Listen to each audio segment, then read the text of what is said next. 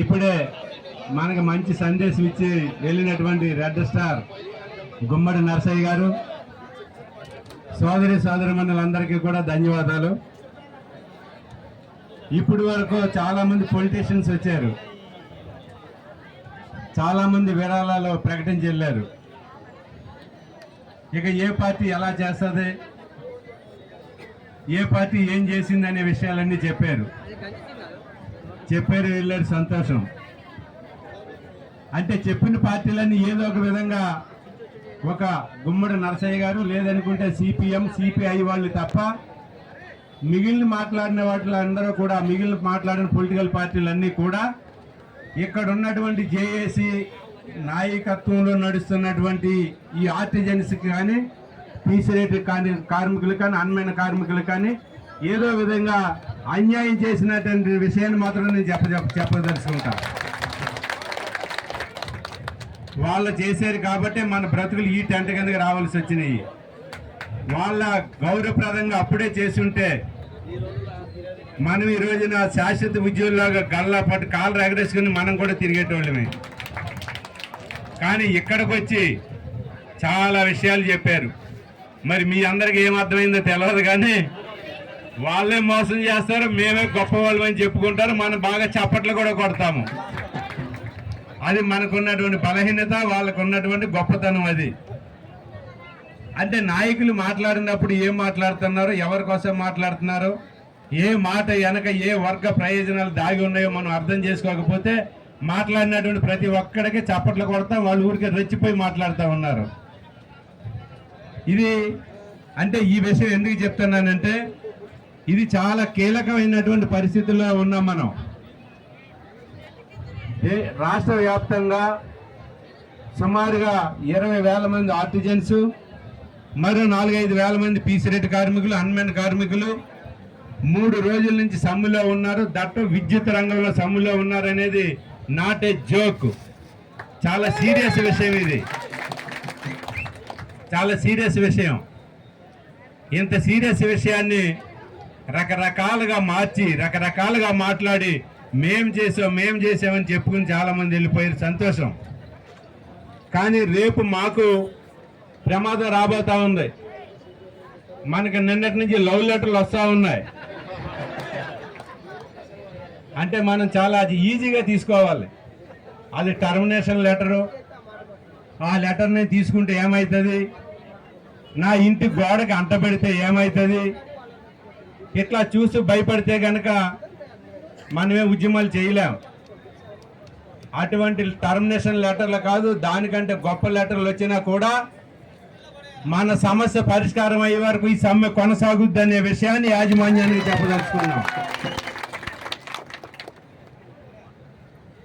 మనం చూసాం ఆర్టిజన్ కార్మికులందరూ బయటకు వస్తే భూపాలపల్లిలో కేటీపీపీలు ఏమైంది, ఒక యూనిట్ షట్ డౌన్ అయింది. ఇక్కడ రెడీగా ఉంది షట్ డౌన్ కావడానికి. అందుకోసమే మిమ్మల్ని అదిరించి బెదిరించి ఏదో విధంగా లోపలికి తీసుకెళ్లాలని చెప్పి ప్రయత్నంలోనే ఈ లవ్ లెటర్లు ఇస్తా ఉన్నారు. మనం అసలు ఎట్లాంటి వాళ్ళమో తెలుసు కదా. కరెంటు కార్మికులు, దట్టు ఆర్టిజన్ కార్మికులు అంటే ఎట్లాంటి వాళ్ళు మీరు మహేష్ బాబు లాంటి వాళ్ళు. అంటే మహేష్ బాబుకు ఉన్నటువంటి గొప్పతనం ఏంది, ఒక్కసారి కమిట్ అయితే చాలు, మళ్ళా మా మాట మేమే వినము. అది మన జేఏసీ గొప్పతనం. మన జేఏసీ గత 6 నెలల నుంచి 7 నెలల నుంచి విశ్వ ప్రయత్నం చేసి అన్నీ చేసి చివరికి ఇక్కడి వరకు తీసుకొచ్చినా కూడా డిప్యూటీ సీఎం గారికి సోయి ఉండదు, ఈ రాష్ట్ర ముఖ్యమంత్రి గారికి సోయి ఉండదు, జెన్కో మేనేజ్మెంట్ కానీ ట్రాన్స్కో మేనేజ్మెంట్ కానీ ఇవన్నీ కూడా వరుసగా లెటర్లు ఇస్తూ ఉంటారు, భయపెడతా ఉంటారు. డ్యూటీకి రాకపోతే మిమ్మల్ని డ్యూటీల నుంచి తొలగిస్తామంటారు, రకరకాలుగా భయపెడతా ఉన్నారు. నేను చెప్పదలుచుకున్నా, నేను ఈ ట్రాన్స్కో యాజమాన్యానికి, జెన్కో యాజమాన్యానికి, డిస్కామ్ యాజమాన్యాలకి, ఈ రాష్ట్ర డిప్యూటీ సీఎం విద్యుత్ శాఖ మంత్రి గారికి కూడా నేను చెప్పదలుచుకున్నా, మీరు తక్షణమే మా జేఏసీని చర్చలకు పిలవండి. మా జేఏసీ నాయకులను చర్చలకు పిలిచి మా డిమాండ్లు ఏమున్నాయో అవి పరిష్కారం చేయడానికి సిద్ధపడండి. ఆ రకంగా ఒక శాంతియుత వాతావరణంలో చర్చలు జరపండి తప్ప మీరు టర్మినేషన్ నోటీస్ ఇస్తాను, డ్యూటీలోంచి తీసేస్తానంటే చూస్తూ ఊడుకోవడానికి ఎలక్ట్రిసిటీ డిపార్ట్మెంట్లో ఉన్నటువంటి ఆర్టిజన్స్ అమాయకులు కాదు, చేతగాని వాళ్ళు అంతకంటే కాదు. మన డిపార్ట్మెంట్లో పనిచేసే ఓఎండ్ఎం కానీ ఆర్టిజన్స్ కానీ వీళ్ళందరూ ఎట్లాంటి వాళ్ళు అంటే కనిపించినటువంటి శత్రువుతో నిరంతరం పోరాటం చేస్తూ ఉంటారు. కనిపించినటువంటి శత్రువు ఎవడైనా చంపడానికి వస్తున్నాడు, తలవారు తీసుకుని వస్తున్నాడు, జాంబియా తీసుకుని వస్తున్నాడు అంటే మనకు కనిపిస్తుంది వాడి దగ్గర. లేదా AK-47 తీసుకుని వస్తున్నాడు, చంపడానికి వస్తున్నాడు అంటే అది కనిపిస్తుంది. కానీ మనం చేసే పని ఆ కరెంటు వైర్లో కరెంట్ ఉందా లేదా అనేది పట్టుకుని చనిపోతే తప్ప మనకు తెలియదు. అట్లాంటి కనిపించినటువంటి శత్రువుతో పోరాటం చేస్తున్నాం. మీరెంత మాకు అని చెప్పేసి మేము చెప్పదలుచుకున్నాం. మీలాంటి వాళ్ళు చాలా మంది వచ్చారు, చాలా మంది పోయారు. కానీ మేము ఇక్కడే ఉన్నాము, ఇదే డిపార్ట్మెంట్లో పనిచేస్తా ఉన్నాము, అనేక విజయాలు సాధించాము. ఇప్పుడు కూడా విజయాలు సాధించి తీరుతామని చెప్పేసి కూడా మేము చెప్పదలుచుకున్నాం.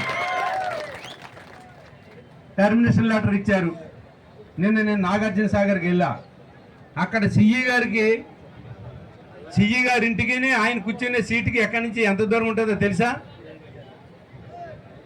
ఆ రోడ్డు వెహికల్స్ వెళ్తున్నాయి కదా, అంతే దూరం ఉంటుంది. ఇంత దూరానికి ఆయన ఇంటి గేట్ దగ్గరికి కారు రావాలి, ఆయన ఆఫీసులో దింపాలి. అంటే వాళ్ళ రాజభోగం ఎట్లా ఉందో చూడండి వాళ్ళకి. మనమేమో ఎండలో ఎండుతాము, వర్షంలో తడుస్తాము, చలిలో వణుకుతాము. 24 గంటలు రైతుల కోసం, ప్రజల కోసం, పారిశ్రామికవేత్తల కోసం, వినియోగదారుల కోసం రాత్రి పగళ్ళ కష్టపడతాము. కానీ వాళ్ళ మట్టికి మాత్రం 20 మీటర్లు కూడా నడిచెళ్ళలేనటువంటి దౌర్భాగ్యమైనటువంటి పరిస్థితులలో ఈ యాజమాన్యం ఉంది అని అంటే మనం వాళ్ళని ఏ రకంగా అర్థం చేసుకోవాలో గమనించాలి.